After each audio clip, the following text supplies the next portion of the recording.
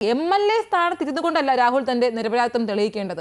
തന്റെ ആ ഒരു ജനപ്രതിനിധി എന്ന സ്ഥാനത്തിൽ നിന്ന് പുറത്ത് നിന്നുകൊണ്ട്, ഒരു വ്യക്തിയായി നിന്നുകൊണ്ട് താൻ ഒരു തെറ്റ് ചെയ്തിട്ടില്ല, ഈ വന്നിരിക്കുന്ന കേസുകളെല്ലാം, ഉന്നയിച്ചിരിക്കുന്ന ആരോപണങ്ങളെല്ലാം തെറ്റാണെന്ന് തെളിയിക്കേണ്ടത് രാഹുൽ തന്നെയാണ്, അല്ലെ? തീർച്ചയായും രാഹുൽ തന്നെയാണ് ഇത് തനിക്കെതിരെ ഉയർന്നു വന്നിട്ടുള്ള ആരോപണങ്ങൾ തെറ്റാണോ അല്ലയോ എന്ന് തെളിയിക്കേണ്ടത്. ഒപ്പം തന്നെ കോൺഗ്രസും കൂടി ഇതിൽ ബാധ്യസ്ഥരാണ് എന്നുള്ളതാണ്.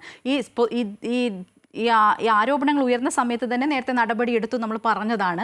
ഈ സമൂഹത്തിന് എന്ത് സന്ദേശം കൂടി നൽകുന്നു എന്നുള്ളതാണ്. ഹൈക്കമാൻഡിൻ്റെ ഒരു നിർദ്ദേശപ്രകാരമൊക്കെയാണ് ഇത്തരത്തിലുള്ള നടപടികൾ രാഹുലിനെതിരെ എടുത്തിരിക്കുന്നത്.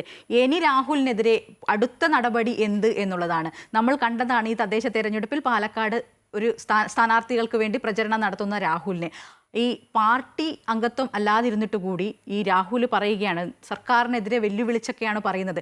ഈ തദ്ദേശ തെരഞ്ഞെടുപ്പിൽ നിന്ന് മനസ്സിലാകും നിങ്ങൾക്ക് ഞങ്ങൾ ഉയർത്തുന്നതാണോ, പ്രതിപക്ഷം ഉയർത്തുന്നതാണോ സർക്കാർ ഉയർത്തുന്നതാണോ ശരിയെന്ന് ജനങ്ങൾ തീരുമാനിക്കട്ടെ എന്ന് പറയുന്നതാണ്. ഈ പ്രതിപക്ഷം എന്ന് പറയാൻ രാഹുലിന് എങ്ങനെയാണ് ധൈര്യം കിട്ടുന്നത്? ഒരു പാർട്ടിയിൽ നിന്ന് പുറത്താക്കിയതിന് ശേഷം ആ പാർട്ടിയുടെ വക്താവ് എന്ന രീതിയിൽ പ്രവർത്തിക്കുവാനും അഭിപ്രായങ്ങൾ പറയുവാനും രാഹുൽ ഉണ്ടായിരിക്കുന്ന ഒരു ധൈര്യമെന്നുണ്ട്. കാരണം ഈ പല നേതാക്കളും രാഹുലിനെതിരെ രംഗത്ത് വന്നിട്ടുണ്ട്, അത് നമ്മൾ കണ്ടതാണ്. പക്ഷേ രാഹുലിനെ അനുകൂലിച്ചിട്ടും ആളുകൾ രംഗത്ത് വന്നിട്ടുണ്ട്. ഇന്നലെ അടൂർ പ്രകാശിൻ്റെ പ്രതികരണം നമ്മൾ കേട്ടതല്ലേ? ഇതൊരു ആരോപണം അല്ലേ?